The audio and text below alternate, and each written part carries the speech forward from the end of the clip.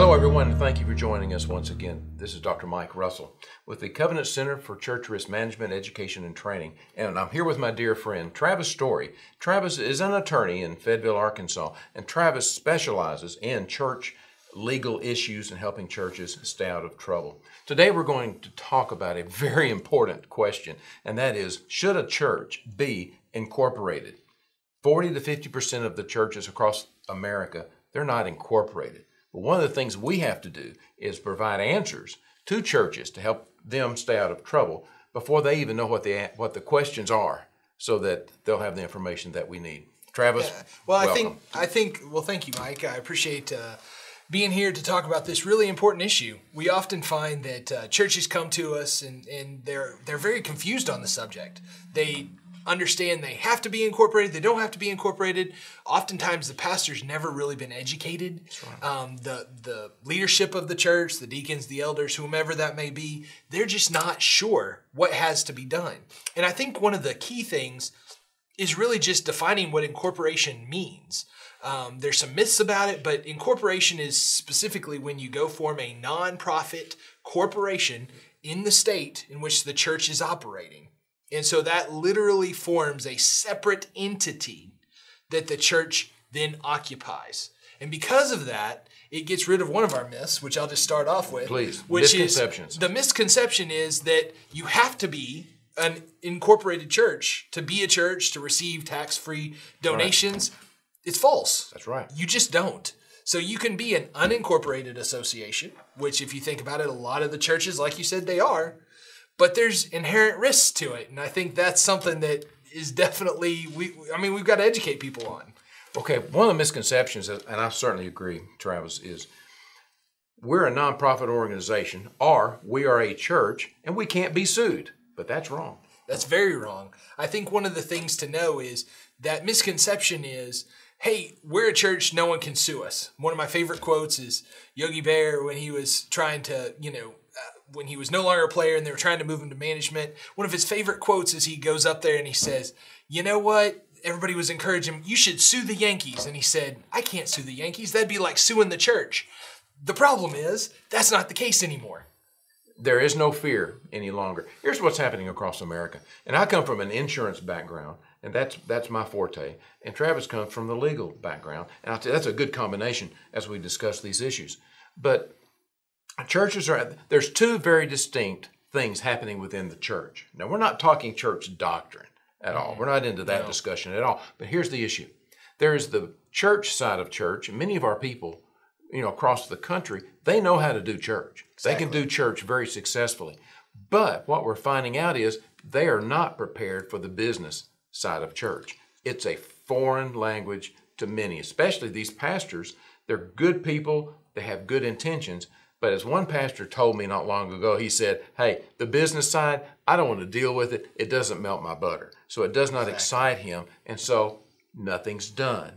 And there's a lot of risk to have nothing done. For example, when the church is an unincorporated association, what the church and the body of the church doesn't realize is everybody stands liable for anything that happens in that church. Absolutely. So all of the members, if the church were to be sued and they're an unincorporated association, that means that every one of your members is liable for whatever that judgment might be. That's exactly correct. So if you have a large judgment of any kind, of course it'd be large, but each member is financially responsible for what goes wrong. And that's a scary proposition. It's exactly true. It's a scary proposition to say, hey, members of the church, if the church bus has an accident and now we've got a judgment on the church, it means that, just regular old Sally Sue or, whoever else is in the congregation, if they're a member of the church, that person who has the judgment can go to that person and basically say, you've got to pay up. So they're a membership organization. They're a membership organization. And during discovery, correct me if I'm wrong, they will ask for the tithing records of the members of the church. They're going after the big hitters first. They're going to go after whoever's at the top. And so that means, what? So the question is, what can we do? Well, the simplest answer is what we're talking about. It's incorporating the church. What does that do? The answer is when you incorporate the church, you're creating a separate legal entity, which means if that same judgment were to occur that would be as to the entity only, not to the members of the church.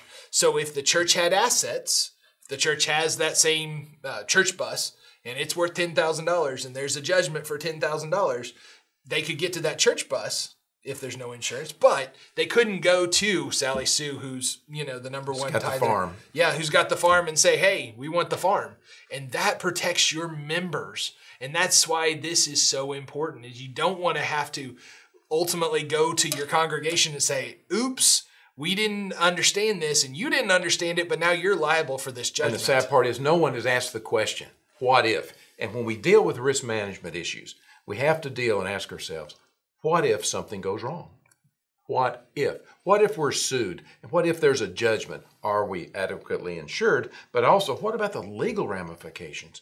What can happen? Let's put that into context. If you were to sue, if a large corporation were to have a lawsuit filed against them, the lawsuit is against the assets of that corporation.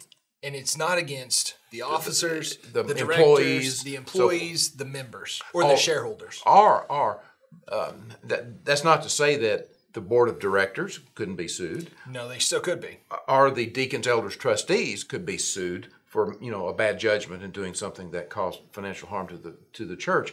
But we're talking about the assets, and not only current assets of the membership, but future assets. But future assets as well. And that I don't want to be the one standing up to the church and saying, we're going to have to come up with $1 million, and that's about $100,000 each, for the membership. That's not a good situation to be in. Well, you end up real quick with it's not only a stewardship issue, but it's also the longevity and the ability for the church to continue and just to function so that they can minister and do what they're called to do. Here's what lawsuits can do to a church. And that could be, vehicular accidents. It could be embezzlement issues. It could be sexual misconduct. Whatever the issues are, whatever they are, can harm the integrity of the church and all that they've worked for all these years to build the church up in the community. So it has large ramifications, and people are going to leave. The bills continue on, especially if there's a mortgage. How are you going to pay those things? Now, there are some additional benefits of being incorporated, okay, like having the ability to buy and sell property, the ability to go to a bank and borrow money. And what that does... without personal guarantees. Exactly. I started to say what that does is it removes the obligation of the membership, the trustees, to have their assets on the line standing good for that. Right. It means that the church has to stand good for that money that they borrowed, but they're not looking to the people to do that. And that's an incredible difference when you start asking somebody to say, hey, we're about to enter in this multi-million-dollar building campaign. How are you going to do that? How are you going to fund it? Those are questions that you have to ask. One of the other things that I run into quite often is I've incorporated churches for the sole reason that they've had a donor who has come in and they've wanted to make a large donation. And specifically, their tax counsel or their attorneys have been really hesitant to make that donation when the person isn't an incorporated 501c3 entity. So the church has had to go through that to get some of those large donations. Those are real issues. What else, as far as an advantage, can you think of for a church to be incorporated? Well, I think there's a couple of other things that are really important. Some, because we are coming under the incorporation laws, you do get the benefits of a nonprofit. Like I said, that last example I think is a huge one, is because now you are able to hold yourself out as a 501c3 if you go through that process. And being that 501c3 entity a lot of times gives large donors that feeling of comfort when they're making that large tax deductible gift. It's not required, but a lot of counsel and other investment counselors or lawyers or tax attorneys, they're more hesitant to do that if you're not incorporated, if you don't have that 501c3 designation. Let's talk for just a moment. Maybe another benefit would be if you are in a building project and the contractor does not fulfill his obligation. Of course, you should have a contract agreement with him, and that's a topic for another day. Different day. And we will do that. But this topic actually came to us, and so we wanted to address it. So here we are. Being incorporated allows you to take that person to court if necessary. Exactly. It gives you a vehicle for basically contracting with different people for suing if you had to, for going to mediation or arbitration, it allows us to do that without involving necessarily all the different members or the trustees or however the leadership of the church is set up. Instead, it lets us go because now we have principals, officers, directors. They can handle a lot of these things without requiring the members to come in. That's one thing about going to court as an unincorporated association. I've seen where it's very real that all of a sudden everybody has to come in to court to testify, to give depositions, and you're now asking all the members of the church to do that instead of just being able to relegate that to here's the pastor, the senior leadership of the church, and letting them take care of that for you. And so it gets to be a real quick headache. It gets to be very precarious. If there's a sexual misconduct and there's a large judgment that has been rendered, and if you're not incorporated and you're a member, you have responsibility for something that someone else did that you even had no control over. And you're responsible for that. And you have that responsibility because you were a member at the time, even if you leave the church. So you got to understand that you were a member when that happened. You were there. You were there. It doesn't mean you can pull out and just say, oh, I'm washing my hands clean of this. Yeah. So that's definitely an issue for people to say, oh, we'll incorporate if we have an issue. It's too late.